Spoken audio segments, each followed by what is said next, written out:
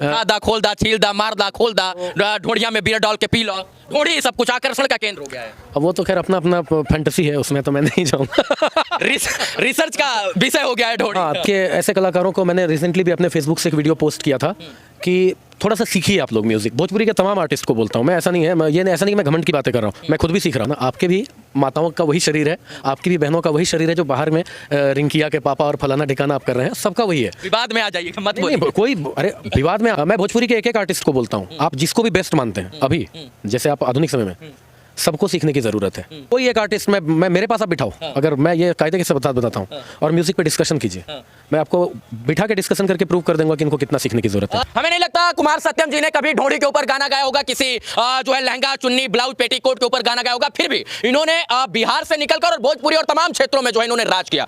जो है इन्होंने कभी ढोड़ी के ऊपर गाना नहीं गाया, फिर भी 300 400 500 मिलियन व्यूज जो है बड़ी आसानी के साथ इन्होंने दिया इंडस्ट्री को।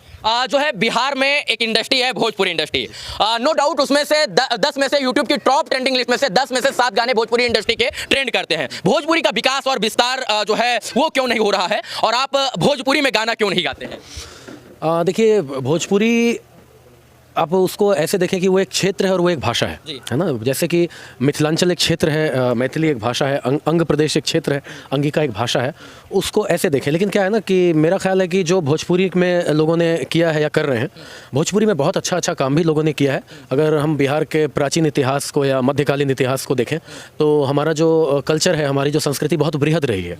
उस दौरान अभी भी अगर लें तो कुछ दिनों पहले की बात, सालों पहले की बात करें तो भरत शर्मा जी ने इतने अच्छे कलाम गाए हैं, इतने अच्छे भजन गाए हैं। तो शारदा सिन्हा जी ने भोजपुरी गाई है, जो अभिखारी ठाकुर इसके जन्मदाता। आज के जो खदुआ बलमुआ गायक बन जा रहे हैं, उन्होंने भोजपुरी को बर्बाद, बदनाम और विवादों की जन्नी बना दिया है। देखिए, मेरा यही है कि अगर कोई आदमी अगर किसी राज्य को रिप्रेजेंट करता है या मतलब कि किसी राज्य की म्यूजिक को, तो उसको वही म्यूजिक करना चाहिए जिससे आने वाली जनरेशन पे कुछ सीख सके। आप कुछ नहीं कर रहे हैं, आप उन चीज़ों को करके आप अश्लीलता फैला के आप तो मिलियन व्यूज़ ले आ रहे हैं, आप लाखों रुपए कमा ले रहे हैं, आप अपनी जनरेशन को सुधार ले रहे हैं, और जो जनरेशन सुन रही है आपके उस अश्लील गाने को, वो तो वहीं पे है, वो तो आगे बढ़ेगी नहीं।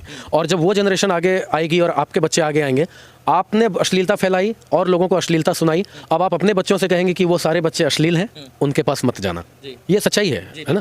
तो इससे बचना चाहिए। और कहीं ना कहीं एक राज्य को आप रिप्रेजेंट करते हैं, तो बिहार की गरिमा बहुत बड़ी है। बस इसको यही है कि शिक्षा की कमी की वजह से लोगों को नहीं पता है कि क्या है, लोगों ने क्या क्या किया है। आज के आधुनिक भोजपुरी गानों के बारे में आप क्या सोचते हैं? जैसे सारेगामा पधानीसा एक मंदिर है, उसमें ये लोग ऐसे शब्द लेके जा रहे हैं, दा खोल दा छील दा मार दा खोल दा ढोड़िया में बियर डाल के पी लो, ढोड़ी सब कुछ आकर्षण का केंद्र हो गया है। अब वो तो खैर अपना अपना फैंटेसी है, उसमें तो मैं नहीं जाऊँगा। रिसर्च का विषय हो गया है ढोड़ी। हाँ, तो देखिए क्या है ना कि भोजपुरी का जो लिरिक्स है, अभी मेनली गाना तो बहुत अच्छा है, गाना सुर ताल से कोई दिक्कत नहीं है, मेन लिरिक्स शब्द क्या है उसके, तो वो वही है। जैसे आप सारेगामा पधानीसा में आप गालियाँ लेके जा रहे हैं, वैसे ही आप मंदिर के अंदर जूते पहन के जाओ, शिवलिंग पे जूते पहन के चढ़ जाओ, तो बात बराबर है। मेरा ये मानना है। जो म्यूजिक और संगीत रूपी मंदिर है, उसमें भोजपुरी के कुछ टुटपुंजिया कलाकार गाली परोसने का और दिखाने का और गाने का काम कर रहे हैं।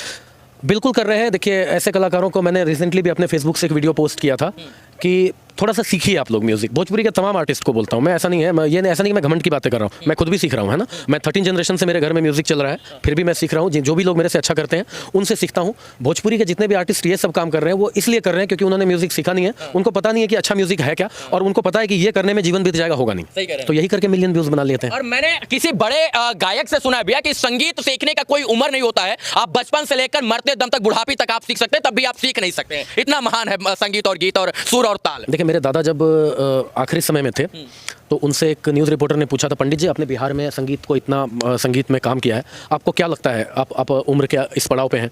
उन्होंने कहा कि जब संगीत अब थोड़ा थोड़ा समझ में आ रहा था तो उम्र हाथ से निकल गई, है ना, मतलब बुढ़ापे के समय जी, जब उन्होंने आपको इस लायक बना दिया कि आज कुमार सत्यम के रूप में आप पूरे बिहार, पूरे देश में जाने जाते हैं। बिल्कुल। उन्होंने अंततः अंत काल में कहा कि अभी मैं सीखने की मेरी उम्र। बिल्कुल बिल्कुल सही में हमें नहीं लगता कुमार सत्यम जी ने कभी ढोड़ी के ऊपर गाना गाया होगा, किसी जो है लहंगा चुन्नी ब्लाउज पेटीकोट के ऊपर गाना गाया होगा, फिर भी इन्होंने बिहार से निकलकर और भोजपुरी और तमाम क्षेत्रों में जो है इन्होंने राज किया। जो है इन्होंने कभी ढोड़ी के ऊपर गाना नहीं गाया, फिर भी 300 400 500 मिलियन व्यूज जो है बड़ी आसानी के साथ इन्होंने दिया इंडस्ट्री को, और लोग आज सुन रहे हैं। मुझे उम्मीद है कि आप लोग इस वीडियो को देखेंगे तो ये अश्लीलता से ऊपर उठकर सलील कुछ दर्शकों को परोसने का काम करेंगे, और जब सलील परोसेंगे तो हमारी इंडस्ट्री का भी विकास होगा और देश का भी विकास होगा। अच्छे म्यूजिक का कोई दौर नहीं होता है, वो हर दौर का होता है। मैंने जो किया उसी से मेरा भी घर चल रहा है, मैं भी गा रहा हूँ, मेरी भी दुनिया सुन रही है मुझे। तो आप अच्छा काम करके भी दुनिया में अच्छा नाम बना सकते हैं, है ना। कोई ज़रूरी नहीं है कि आप गंदी चीज़ों को ही प्रमोट करके आप आगे आएंगे। आप कल दिन अपने बच्चों को क्या बताएंगे कि आपने क्या करके ये सक्सेस हासिल किया। कल दिन मान लीजिए कि आपका बच्चा थोड़ा सा पढ़ लिया और उसको पता चल गया कि व्यवहारिकता क्या चीज़ होती है ना, कि भौतिकता क्या चीज़ है, नैतिकता क्या चीज़ है, और वो कल दिन आपसे पूछेगा कि पापा आपने तो ये करके सक्सेस लिया है, उस वक्त आप क्या मुंह दिखाएंगे। मैं अपनी आने वाली 10 जनरेशन को ये कह सकता हूँ कि मैंने गर्व के साथ कि मैंने बिल्कुल कि चौड़ी मैंने छाती करके कि बिल्कुल। हमने ये करके कमाया है बिल्कुल, बिल्कुल। और तुम्हारे अंदर दम है तो ये करके दिखाओ। नहीं बिल्कुल बिल्कुल, ये तो सही बात है। मैं भोजपुरी के एक एक आर्टिस्ट को बोलता हूँ, आप जिसको भी बेस्ट मानते हैं अभी, जैसे आप आधुनिक समय में, सबको सीखने की ज़रूरत है। सच में भोजपुरी के सारे कलाकारों को सीखने की। कोई एक आर्टिस्ट मैं मेरे पास आप बिठाओ, अगर मैं ये कायदे के साथ बताता हूँ, और म्यूजिक पे डिस्कशन कीजिए, मैं आपको बिठा के डिस्कशन करके प्रूव कर दूंगा कि इनको कितना सीखने की जरूरत है। सारे गामा पा धा नीसा, जो हमको तो नहीं याद है, लेकिन हम हो सकता है हमने सही या गलत जो कुछ बोला है वो चीज उनको नहीं पता होगी।